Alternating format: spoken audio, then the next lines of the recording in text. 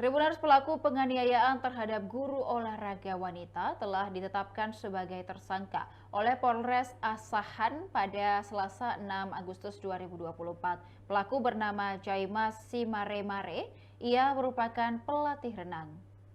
Diketahui sebelumnya Jaimas menendang alat vital korban di kolam renang Sapti Garden, Kisaran, Kabupaten Asahan.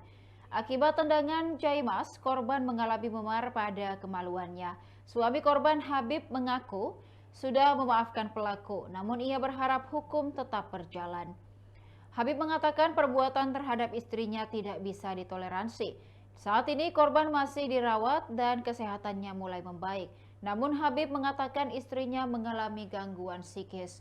Polres Asahan menetapkan Jaimas sebagai tersangka dengan pasal 351 ayat 1 KUHP tentang penganiayaan dan terancam hukuman 2 tahun 8 bulan penjara. Demikian Tribun Timur Hot News kali ini, saksikan berita lainnya hanya di kanal YouTube dan Facebook Tribun Timur.